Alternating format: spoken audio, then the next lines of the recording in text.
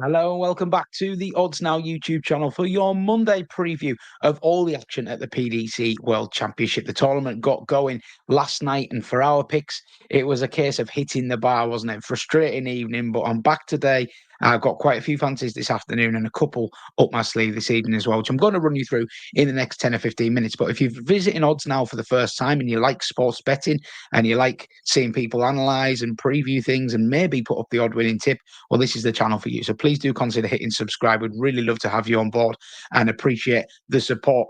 Let's get back into it then. As I say, last night, a frustrating evening, wasn't it? Tibor Tricole to win 3-0 was the nap. His opponent, Joe Camito, averaged in the 70s.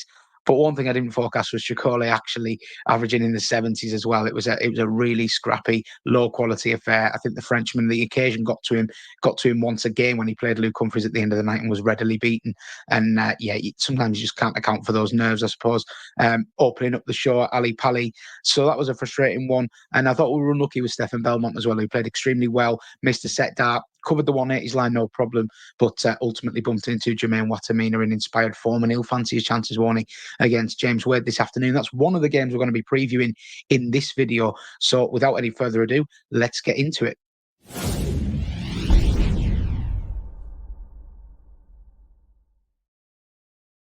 So the first game of Monday afternoon sees Wesley Plaisier take on Ryuzi Azamoto of Japan. And I think there'll be a lot of excitement to see Plaisier here because he's been one of the standout players of the year, hasn't he, really? Didn't even have a tour card this season, yet made 3 Pro Tour finals back-to-back earlier in the year, which was quite a remarkable feat. But he went on and bettered it by winning a Pro Tour in October, beating Josh Rock 8-7 in the final, and just showing that he really does belong on this senior circuit. He's got bags of talent. We've been seeing him for a couple of years on the Euro Tour, popping up and doing a little bit of damage. And it's great to see him starting to make good on that undoubted potential. He's going to be on the tour next year, of course, thanks to his Challenge Tour exploit alongside Connor Scott, another man who is in action today. We will come on to him.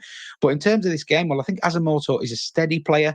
I could see some nerves for Plaisier, but he is a 1-6 favourite for a reason, and he does look to have a severe class advantage on his opponent. So the way I want to play this game is to get with Wesley Plaisier minus 1.5 sets, which is effectively to win 3-0 or 3-1, and then to hit the most 180s as well. Azamoto, based on all his Asian Tour stats, is not a big 180 hitter compared to some of his Asian counterparts. We saw Man Lok Lung go crazy on the maximums last year, didn't we? I don't think Azamoto quite has that in his locker. Pricey is quite a solid maximum hitter. So I think backing him to win and just gives us a little bit of an out of if he does drop a set through nerves, we can still get a winner up here. That's 21-20 on Bet365's Bet Builder tool, and that's my best bet for the first game.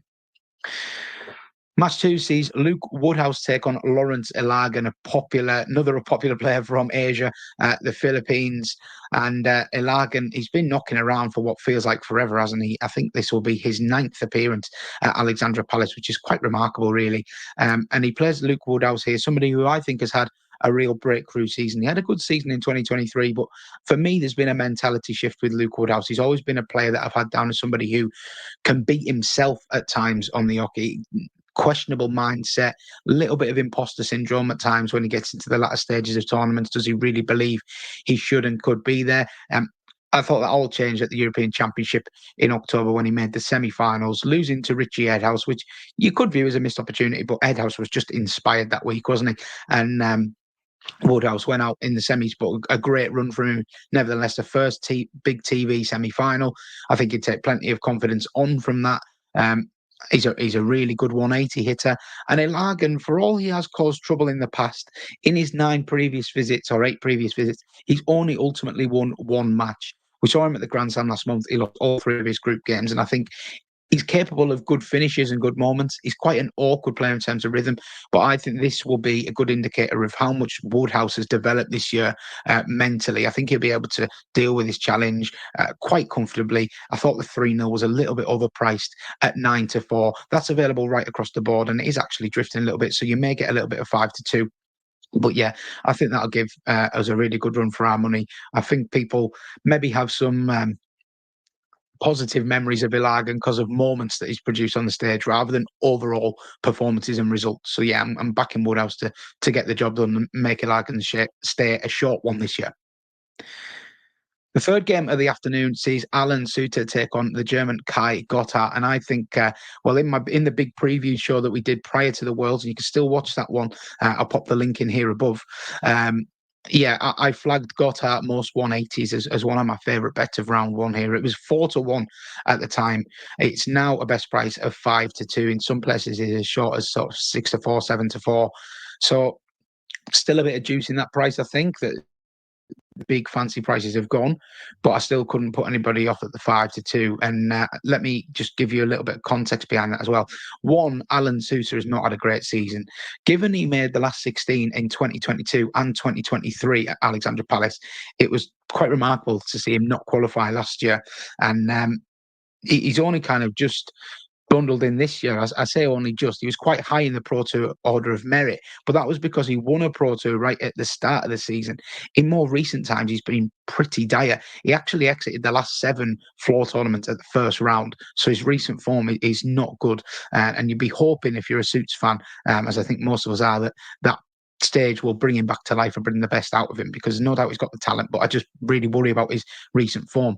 And Gotthardt, well, you might not know too much about him, but just the way he's qualified for this, for example, coming through the German Super League, which is a notoriously tough way to qualify for Alexandra Palace. All of Germany's best products are playing in that league, and you have to win it through a relentless group phase and then a finals night. And Gotthardt was behind in a couple of his games, his quarterfinal and his final, against Max Hopp and then against Paul Krohn, who's a Turcard holder. He was 4-2 down in that final. He won it 8-7, a nerveless checkout to win it. So I think he's got a lot of composure. I also like what I've seen of him on the stage. I mean, he won the Motor Super Series this year, which again takes a bit of composure and a bit of quality. And he also made a Euro Tour bout. He lost 6-2 to Brendan Dolan, but he won the 180 line 5-0 in that game, and it was just his doubling that let him down, along with some inspired finishing from Dolan. So he definitely did not disgrace himself on that Euro Tour stage. I think he will relish this. I think we might see quite erratic play from Gotthardt. He probably just lacks that level of consistency at the moment. But in terms of 180 hitting, he's a classic sort of, when that first dart goes in, he's really good at following it. So if Suits isn't on it, I think this 5-2 still looks a big price. And fingers crossed for that one, because that was one of my main fancies on the outright preview. Final game of the afternoon then sees James Wade take on Jermaine Watamina. And wow, Jermaine Watamina was really impressive last night, wasn't he? Couldn't help but be impressed with the way he took care of Stefan Belmont, who rose to the occasion himself, but was just blown away by Watamina, who scored well, finished well. And it was kind of a performance that summed up his season. I think it's fair to say, I think Adam said it in our preview, he's in career best form. And I think that's right. So it's been no surprise to see the market opened up with Watamina 11-10. It was quickly backed into 10-11. This is seen as a pick'em game. Not a lot to separate them. Wade obviously is preparing for his 21st appearance at Ali Pali, but he still hasn't lost that class, has he? And he's remarkable. A remarkable stat I found here: he's never actually averaged over a ton at Alexandra Palace in all the games he's played there, and yet he's called the machine for a reason, isn't he? He just grinds it out and just finds a way to win. His outstanding doubling and finishing has always served him well over the years and continues to. So in terms of calling this game, I think it's very tough, because you've got Wade with all the experience and class. He'll believe that he's a worthy favourite here. But Watamina, I think he said last night, if James Wade doesn't bring his absolute best, I'm going to knock him out. And he's very, very confident and content with the way he's playing at the moment. So I think this could be the game of the day.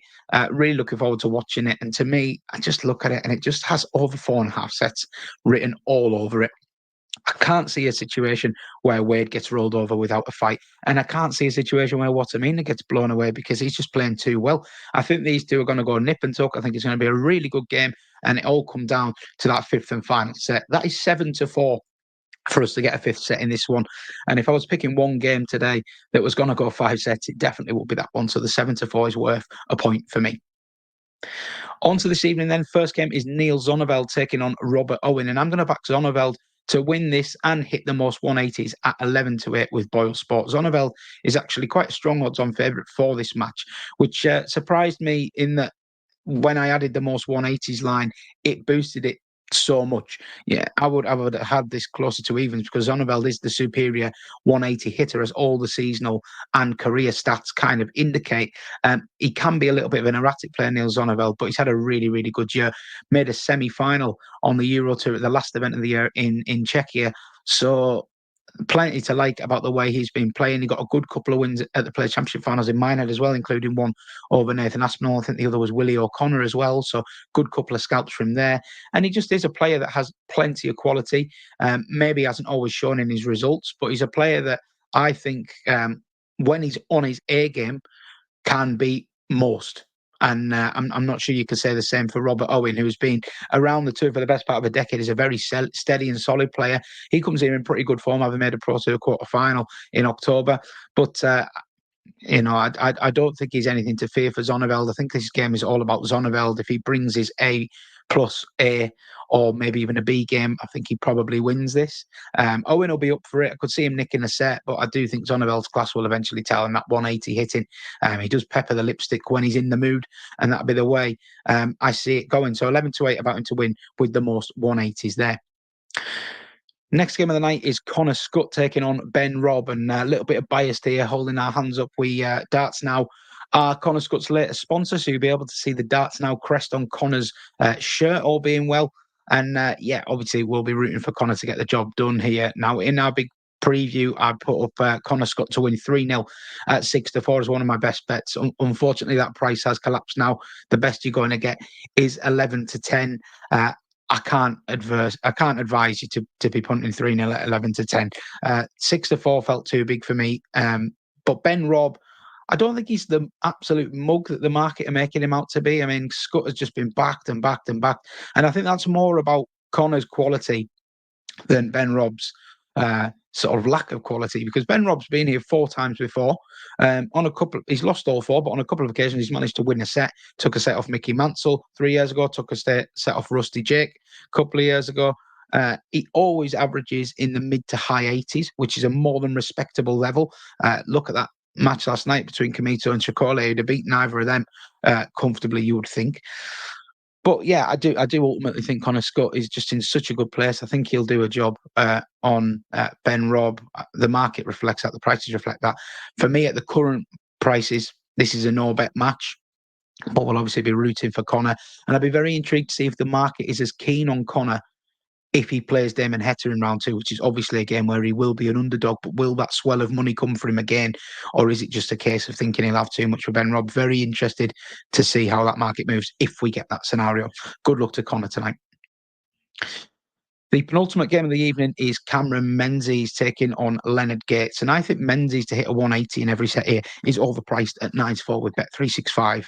For context, Betfair go 8-5 on this. Live Score Bet and a couple of others go 13-8. So this 9-4 is quite a standout. I think they're just happy to take it on 365. I don't think it's a rick or anything, but I thought it was worth chancing at that price because there's a fair chance this game could end 3-0 to Menzies or 3-1. And he is the most prolific 180 hitter around, or one of certainly in the top 10 for all of those kind of metrics.